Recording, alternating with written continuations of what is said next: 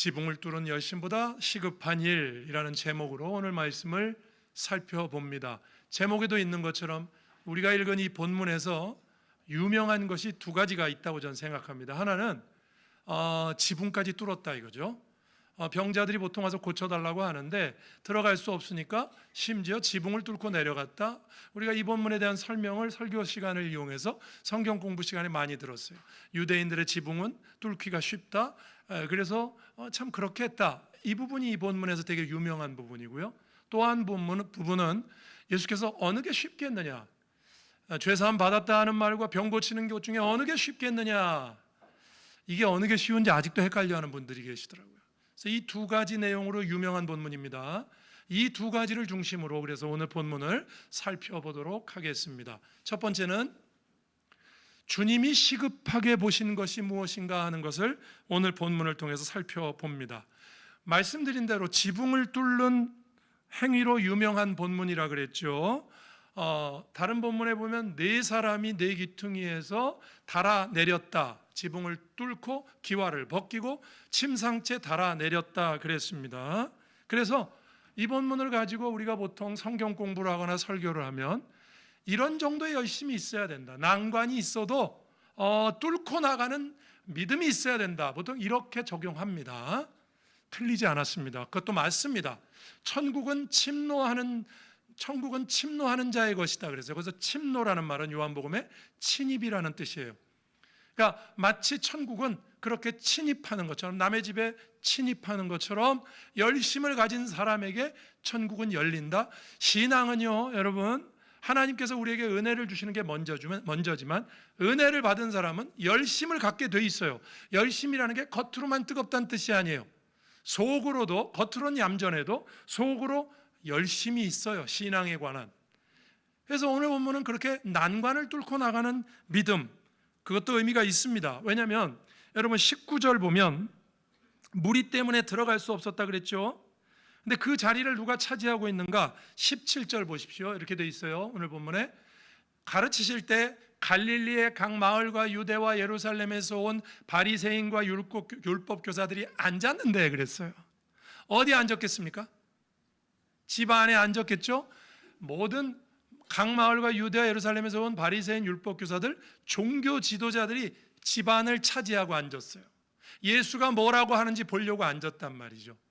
그러니까 대단하신 분들이 앉아가지고 들어갈 수가 없어요. 여러분, 종교 지도자들, 지붕은 복음의 길을 가로막는 어떤 기득권, 이 종교 지도자들을 뚫고 지붕을 뚫고 내렸다. 여기 이 종교 지도자들은 일종의 하나의 상징으로 해석할 수 있죠. 예수께서 복음이라고 하면 복음의 길을 가로막는 어떤 장벽, 그죠? 기득권 세력 차지하고 있었어요. 또 한 가지 장벽이 있네요, 여러분. 여기 19절 보시면 여기 이렇게 돼 있죠. 무리 때문에 메고 들어갈 길을 얻지 못했다. 그러니까 우리가 충분히 상상이 돼요. 집 안에는 종교 지도자들이 앉았고요, 집 안에 들어갈 수 없는 사람들은, 무리들은 집 바깥을 꽉 메우고 있어요. 들어갈 수가 없는 거죠, 여러분. 우리가 이 본문을 보면서 예수님이 집에 계시다는 소문이 퍼지자 사람들이 몰려들었다고 오늘 본문이 말하고 있어요. 근데 역설적이게도요, 여기에 앉아있는 종교 지도자들과 또 무리들 때문에 정작 도움이 필요한 병자는 못 들어가고 있습니다. 여러분, 예수님께 가까이 모인 사람들이 누군가에게는 예수님께 나아가는 장애물이 될 수 있습니다. 그런 얘기예요, 오늘 본문이. 기득권의 방해가 있을 수 있다 이거죠. 은혜 주변에 모인 사람들이 은혜로 가는 길을 정작 막을 수 있다. 오늘 본문이 보여주죠. 지도자들, 무리들이 막고 있잖아요. 예수님께 열광하는 사람들 때문에 오히려 정작 도움이 필요한 사람이 예수께로 가지 못하더라. 여러분, 이걸 오늘 교회에도 저는 적용할 수 있다고 생각합니다. 교회 안에 사람이 많고요, 예배가 활발하고 말씀이 선포되어도 정작 가장 절박한 사람이 주님께 나아가기 어려운 구조가 생길 수 있습니다. 익숙한 사람들, 먼저 자리 잡은 사람들, 이미 안에 있는 사람들이 의도치 않게 밖에 사람에게 벽이 될 수가 있어요. 먼저 예수 믿는다고 하는 사람들이 제대로 못하면 세상에 있는 사람들이 예수께로 오는데 방해가 되잖아요. 그죠? 먼저 믿은 사람들이 잘 못하면, 물론 오늘 본문의 사람들이 잘못했다는 건 아니지만 그럴 수 있단 말이죠. 기존의 세력이 어떤 매개체가 되는 게 아니라 방해가 될 수 있다. 벽이 될 수 있다. 예수님께 가까이 앉아 있는 것이 언제나 좋은 믿음의 증거는 아닙니다. 내가 예수님 가까이에 있으면서도 누군가에게는 주님께 나아가는 길을 막는 벽이 될 수도 있다. 여러분, 오늘 본문을 보면서 그런 우리가 좀 생각도 해야 됩니다. 그럴 수 있다. 우리 기존 성도들이, 기존에 예수 믿는 사람들이 정말 예수를 필요로 하는 사람들에게 어떤 순간에는 방해도 될 수 있다. 그죠? 그러면서 그런 방해가 있음에도 불구하고 뚫고 지나갔잖아요, 이 사람들이. 그죠? 그래서 여기 예수께서 그들의 믿음을 보시고 병자를 고쳐주시잖아요. 그래서 오늘 본문을 보면서 그래, 난관이 있어도 뚫고 가야지, 믿음으로 좀 어려움이 있어도 뚫고 가야지, 이렇게 이 본문을 보통 해석합니다. 지붕을 뚫은 것 때문에 지붕을 뚫듯이 우리가 난관을 뚫고 가자, 그 해석도 좋아요. 틀린 건 아니에요. 그런데 오늘 본문은 그것 때문에 오히려 더 핵심적인 내용이 가리워지는 경향이 있는 본문입니다. 지붕 뚫는 열심이 이 본문의 핵심은 아니에요. 여러분, 여기에 집착할 것이 아닙니다. 지붕 뚫는 것에 집착할 것이 아닙니다. 이들이 지붕을 뚫고 내리는 문제보다 정작 주님은 더 깊은 문제를 다루십니다. 여러분, 그걸 뭘로 알 수 있냐면 오늘 본문에 이들이 정말 모든 난관을 뚫고 지붕까지 뚫고 침상을 내렸죠. 주님이 하신 첫 번째 말씀이 뭡니까? 여러분, 20절에 나와 있어요. 뭐라고 하시죠? 이 사람아, 내 죄사함을 받았느니라. 목사님, 뭐가 이상합니까? 예수님이 하실 수 있는 일상적인 말 아닙니까? 첫 말씀이요, 이 말씀이에요. 여러분, 예수님은 보이는 질병보다 더 깊은 결박을 보시고 계십니다. 사람들이 기대한 말은요, 여러분, 아마 이런 말이었을 겁니다. 일어나라, 그렇게 말씀하셨을 거라고 기대했을 거예요. 예수님 보통 고치실 때 그렇게 하시죠. 달리다 굼, 그렇죠? 치료가 필요한 사람, 지금 저 사람이 뭐가 필요한지 아시니까 그 필요한 것, 일어나라, 이렇게 말씀하실 줄 알았어요. 그러나 예수님은 먼저 이렇게 말씀하십니다. 이 사람아, 내 죄사함을 받았느니라. 여러분, 이거는 충격적입니다. 왜냐하면 중풍병자의 가장 보이는 문제는 몸이잖아요. 몸이 못 움직이고 있거든요. 움직이지 못합니다. 누워 있습니다. 사람들에게 그래서 운반된 거 아닙니까? 그런데 예수님은 먼저 죄사함을 선포하십니다. 지금 지붕까지 뚫고 가지고 나온 문제가 있잖아요. 그죠? 그런데 그 문제를 먼저 언급하시는 게 아니라 동문서답 같아요. 내 죄사함을 받았느니라. 여러분, 이 말은 내 병은 내 죄 때문이다, 그렇게 풀면 위험합니다. 왜냐하면 본문의 어디에도 병의 원인을 죄로 단정하지 않았어요. 여러분, 성경에 보면 이렇게 치유가 필요한 분들이 자기 죄 때문인 경우도 있지만 아닌 경우도 있죠. 그러니까 내 죄사함을 받았느니라, 이 말이 너 이놈 너 죄 있어, 꼭 그렇게만 해석하면 안 돼요. 본문에 어디에도 그런 말은 없어요. 예수님은 병자를, 여기 내 죄사함을 받았느니라, 이 말은요, 병자를 정죄하신 것이 아니라 인간의 가장 깊은 결박이 죄라는 것을 나타내신 것입니다. 믿으십니까? 여러분, 사람들은요, 당장 걷지 못하는 육체의 병, 외적인 현상에 매몰되어서 그것만 해결해 달라고 아우성칩니다. 보통 그래요. 지금 급한 게 이건데 주님, 내가 지금 이게 급해요. 그러나 주님은 주님이시기 때문에 항상 우리가 급해하는 문제보다 우리에게 정작 필요한 더 깊은 문제를 먼저 다루신다는 것을 믿으시기 바랍니다. 이거 굉장히 중요한 겁니다, 여러분. 예수님은 우리의 가장 급한 문제만 보지 않으시고요, 가장 깊은 문제를 먼저 보신다. 아멘이십니까? 여러분, 우리는 이렇게 하죠. 주님께 보이는 문제를 가지고 나옵니다. 우리에게 한번 적용해 보면 이런 거예요. 건강, 물질, 자녀, 관계.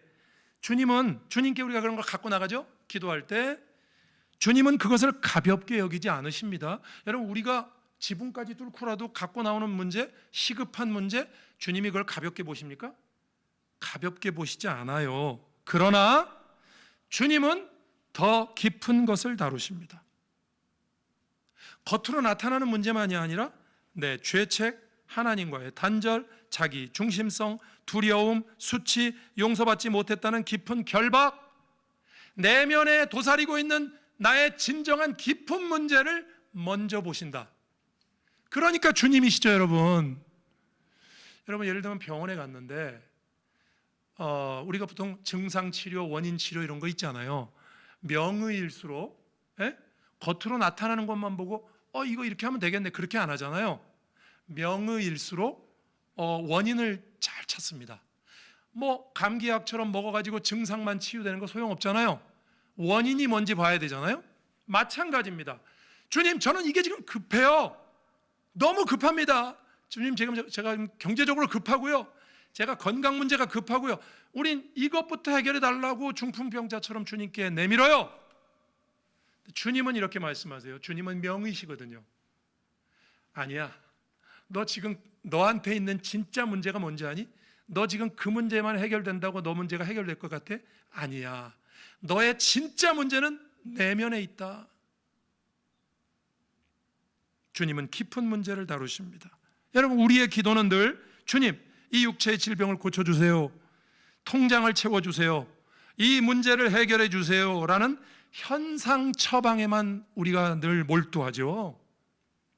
그러나 예수님이 우리 인생에 개입하실 때 가장 먼저 다루시는 것은 내 영혼을 마비시키고 하나님과의 관계를 끊어놓는 근본적인 죄와 자아의 문제를 먼저 다루신다는 것을 믿으시기를 바랍니다. 주님이시잖아요. 껍데기 고통보다 내 영혼을 소생시키는 것을 더 깊은 관심을 가지고 보십니다. 오늘 본문의 핵심은 그거예요, 여러분. 지붕을 뚫는 열심이 아니라 주님은 그 지붕을 뚫는 열심보다 내가 가지고 나오는 그 시급한 문제보다 언제나 한 걸음 더 나에게 진정으로 시급한 문제, 더 깊은 문제를 보시더라. 믿으십니까? 이걸 믿으면요, 여러분, 이렇게 되는 겁니다. 그 다음 단계가 뭔지 압니까? 이거예요. 여러분, 우리가 하나님께 기도해요. 하나님, 이거 들어주세요. 요 A, 제가 지금 이 문제가 급해요. A, B, C, 하나님 이 문제를 들어주세요. 그런데 우리가 보통 하나님께 기도한다고 해서 그 문제가 금방금방 들어집니까? 여러분? 하나님이 안 들어주실 때도 많죠. 나는 지금 급해 죽겠어.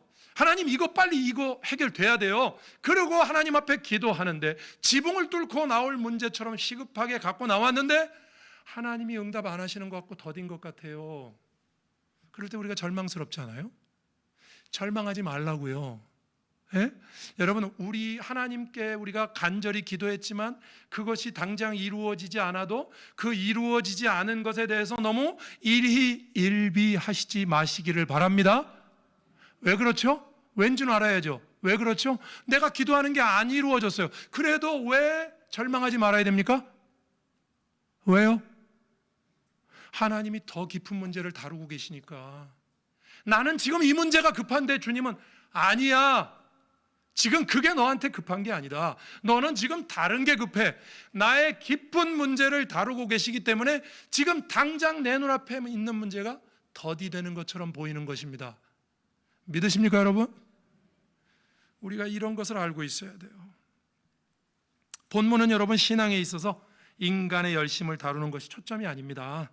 주님은 우리가 구하는 것보다 더 깊은 문제, 근원적인 문제를 다루신다는 게 오늘 본문의 핵심이에요.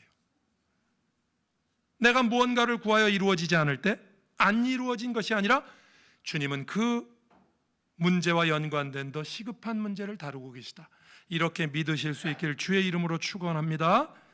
주님께 뭔가를 기도하거나 바라거나 내가 원하는 대로 되지 않을 때 여러분 일희일비하시면 안 됩니다.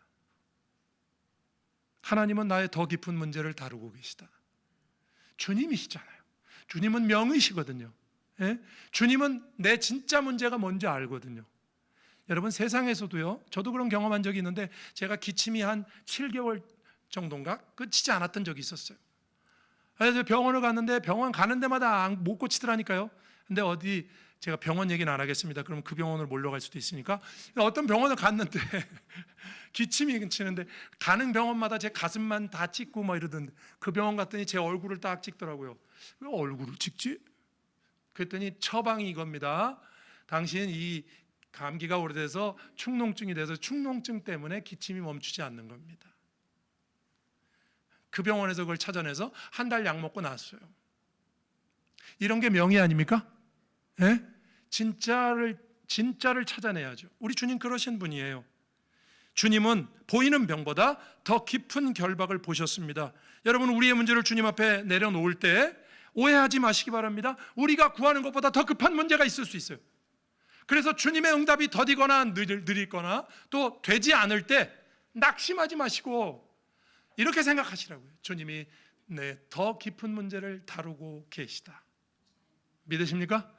주님이 나를 사랑하시는데 내 기도를 안 들으시겠는가? 여러분 우리가 급하게 생각하는 문제 주님이 외면하시지 않아요. 다 알고 계세요. 그럼에도 불구하고 더딜 때는 다 이유가 있다. 뜻이 있다. 결론적으로 보면 중풍병자는요 이렇게 됐죠. 침상에 실려왔지만 침상을 들고 갑니다. 그렇죠? 오늘 본문에 침상이라는 게 그의 문제 아니에요. 침상, 자기 문제를 갖고 왔는데 침상에 실려왔는데 침상을 들고 갑니다. 그죠? 여러분 우리가 주님께 어떤 문제든지 가지고 가면 주님은 나의 그 문제를 채우시든 더 깊은 문제가 필요할 때 문제를 채우시든 여러분 우리의 문제가 간증과 영광의 도구로 쓰일 줄로 믿으시길 바랍니다. 이런 게 믿음이죠. 우리가 이런 믿음으로 오늘 본문 생각하실 수 있기를 주의 이름으로 축원합니다. 두 번째입니다. 이 본문에서 유명한 게 또 이거예요. 어느 게 쉽겠느냐. 여러분 중풍병자에게 죄사함을 받았느니라는 말과 일어나 내 상을 가지고 걸어가라는 말 중에 어느 게 쉽겠느냐. 자 대답해 보세요. 어느 게 쉽겠습니까? 예? 죄사함을 받았느니라 1번, 침상 갖고 걸어가라 2번. 1번이에요? 2번이에요? 네, 2번이에요? 물론요 여러분 죄사함을 받았느니라 이게 따지고 보면 훨씬 어려운 거죠. 예? 병 낫는 것, 일개 중풍병 낫는 것보다 그 사람 인격의 전반적인 죄 문제가 해결받는 게 더 어렵죠. 그러나 오늘 본문에서는요 내 상을 가지고 죄사함을 받았느니라 하는 말이 더 쉽다는 말이에요. 이 본문에서. 왜냐하면 이렇게 생각하시면 돼요. 여러분 죄사함을 받았느니라 표면적으로는요 죄사함을 받았다는 말이 더 쉬워 보이는 이유는 눈에 보이지 않으니까 확인이 어렵잖아요. 죄사함을 받았느니라 이렇게 하면 받았는지 안 받았는지 눈에 보여요. 그러나 검증이 불가능하다고요. 근데 상을 가지고 걸어가라 하는 건 당장 말씀하시면 그 앞에서 이루어져야 되잖아요. 그죠? 그래서 더 쉬운 거는 말만 하는 게 쉽죠. 이렇게 검증이 돼야 되는 것보다 말만 하는 게 쉽죠. 어느 것이 쉽겠느냐? 예? 말만 하는 게 쉬워요. 죄사함을 받았느니라 하는 게 쉬워요. 근데 24절 보세요. 이렇게 돼 있죠. 그러나 인자가 땅에서 죄를 사하는 권세가 있는 줄을 너희로 알게 하리라. 쉬운 것은요 죄사함을 받았느니라가 쉬워요. 그러나 인자가 땅에서 죄사함을 하는 권세가 있는 줄을 너희로 알게 하기 위해서 침상을 가지고 걸어가라. 더 어려운 것을 행하십니다. 여러분 예수님의 기적은 단순히 문제 해결이 아니라 보이지 않는 하나님 나라의 권세를 보이게 하는 표시인 줄로 믿으시길 바랍니다. 여러분 예수님 이 땅에 와서 병자들을 고치셨잖아요. 그 병자를 고쳤다는 건 이런 뜻이에요. 내가 하나님의 아들이다.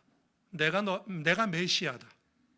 그래서 내가 너희들의 육신의 병을 고치듯이 나는 너희들의 영혼의 문제를 해결하기 위해서 이 땅에 오셨다.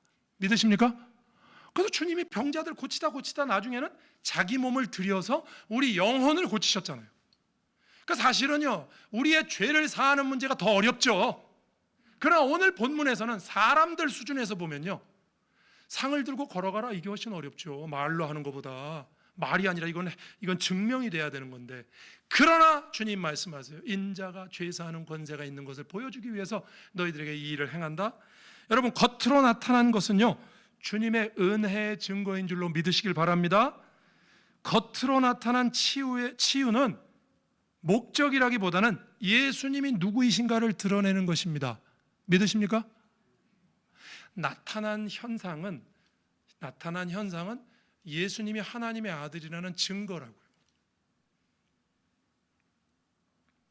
여러분, 우리에게도 그렇습니다. 여러분, 우리가 이렇게 살아가는데 오늘 우리 이렇게 예배 드리러 나와 있죠? 지금 오늘 우리가 예배를 드리고 있는 것은 나타난 현상 아닙니까? 그죠? 근데 이렇게까지 나와 있다는 건, 여러분이 이 자리에 나와 있다는 건 주님이 여러분에게 은혜를 주셔서 이 자리에 나와 계신 것을 믿으십니까? 그렇잖아요. 우리 예수 믿는 사람 그렇게 생각하잖아요. 그렇죠? 제가 오늘 이렇게 밥을 먹을 수 있는 거, 제가 오늘 이렇게 예배 드릴 수 있는 거, 누구는 병원에 누워 있는데 건강하게 나와 있는, 나타난 것은 하나님의 은혜의 증거다. 우리가 오늘 본문을 통해서 그런 말씀들을 기억해야 된다고 저는 생각합니다.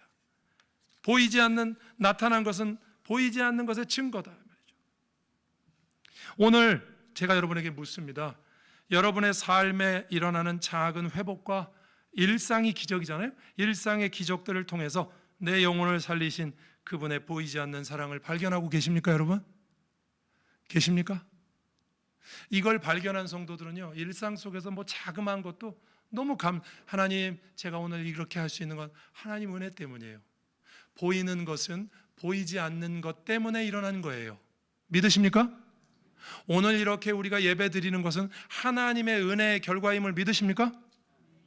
나타난 것은 보이지 않는 것의 증거라고요. 그 말씀이에요. 오늘 본문의 말씀. 그래서 주님은 죄사함을 받았느니라. 물론 이것이 가장 중요한 문제지만 그들 앞에 주님께서 기적을 행하세요. 어느 것이 쉽겠느냐, 이렇게 말씀하시면서 또 한 가지 말씀드립니다. 여러분, 우리의 삶이 주님의 은혜의 결과라면, 여러분, 그렇다면 우리의 삶을 통해서 예수께서 하신 방식 그대로 우리도 주님의 은혜를 세상 앞에 드러내야 됩니다. 무슨 말씀이냐면, 여러분, 본문에서 예수께서 친히 행하신 방식이 뭡니까? 신앙은 검증이 돼야 된다는 겁니다. 주님은 죄사함을 받았느니라 하고 끝내시지 않았죠? 그렇죠?